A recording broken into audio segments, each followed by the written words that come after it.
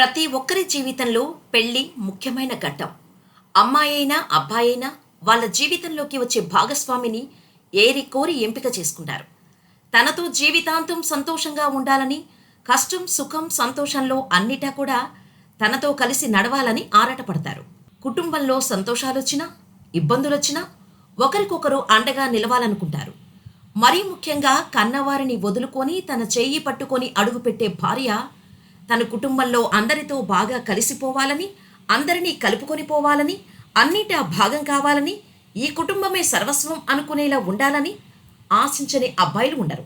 అయితే చాలామంది జీవితం పెళ్లికి ముందు ఒకలా ఉంటే పెళ్ళైన తర్వాత ఉన్నపాటుగా మారిపోతుంది. ఆనందంగా ఉంటామని అందమైన జీవితాన్ని ఊహించుకున్న జంటలను చిన్న చిన్న సంఘటనలు కలవరపెడతాయి. చిన్నగా మొదలైన మనస్పర్ధలు పెరిగి ఏకంగా విడిపోయే వరకు పరిస్థితులు వెళ్ళిపోతాయి. నీ గురించి అలా అనుకున్నా, ఇలా అనుకున్నా అంటూ ఒకరిపై మరొకరు అభండాలు వేస్తూ గోటితో పోయేదాన్ని గొడ్డలి వరకు తెచ్చుకుంటారు. చిన్న చినుకులను తుఫానుగా మార్చేసుకుంటారు. అందుకే పెళ్లి చేసుకునే ముందే అమ్మాయిలో ఈ 4 లక్షణాలను గమనించాలని చెప్పాడు ఆచార్య చాణక్యుడు. ఈ విషయాన్ని చిన్న శ్లోకం ద్వారా తెలియచేశాడు. ప్రతి అబ్బాయి పెళ్లికి ముందు ఒక అమ్మాయి గురించి ఈ 4 విషయాలను తెలుసుకోవాలని తన నీతి శాస్త్రంలో ఓ శ్లోకం ద్వారా చెప్పాడు ఆచార్య చాణక్యుడు. వారయేత్ కులజాం ప్రజ్ఞో విరూపంపి కన్యకం రూపశిలం న నీచస్య మ్యారేజ్ సదృశే కులే. ఈ శ్లోకం ప్రకారం పెళ్లికి ముందు ఆకారాన్ని కాకుండా గుణం చూసి పెళ్లి చేసుకోవాలని చెప్పిన చాణక్యుడు ముఖ్యంగా 4 విషయాలు గమనించాలన్నాడు. అవేంటంటే, అందం కాదు గుణం చూడాలి.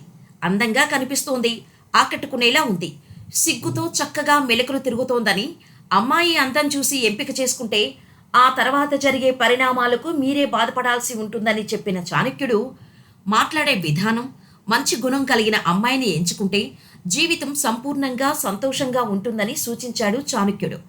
ఇలాంటి అమ్మాయి అయితే కుటుంబం కష్టాల్లో ఉన్నప్పుడు పంతాలు, పట్టింపులు పట్టించుకోకుండా తన వంతు సహాయం అందించడంలో ముందుంటుంది. ఓర్పు, సహనం ఉండాలి. కుటుంబాన్ని నడిపే మహిళకు ముఖ్యంగా ఉండాల్సింది ఓర్పు, సహనం. ఆ రెండూ లేనప్పుడు వాతావరణం ఎప్పటికీ ఇబ్బందికరంగానే ఉంటుంది.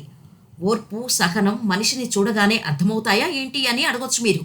నిజమే, కానీ మాట్లాడే విధానం, కొన్ని విషయాలపై స్పందించే తీరును బట్టి ఆ వ్యక్తికి సహనం, ఓర్పు ఉందో లేదో తెలుసుకోవచ్చంటాడు చాణక్యుడు. సంస్కృతి, సంప్రదాయాలు ట్రెండ్కు తగినట్టు ఎలా ఉన్నా, ఎలా మారినా కుటుంబంలో పాటించాల్సిన కొన్ని పద్ధతులు ఉంటాయి. వాటిని పాటించగలదో లేదో ఎలా తెలుసుకోవాలంటే ఆమె పెరిగిన కుటుంబ వాతావరణం గమనించాలి. సంప్రదాయమైన కుటుంబం నుంచి వచ్చినంత మాత్రాన అన్నీ పాటించేస్తారని కాదు, పెరిగిన వాతావరణం ప్రభావం కొంతైనా ఉంటుందన్నది చాణక్యుడి అభిప్రాయం.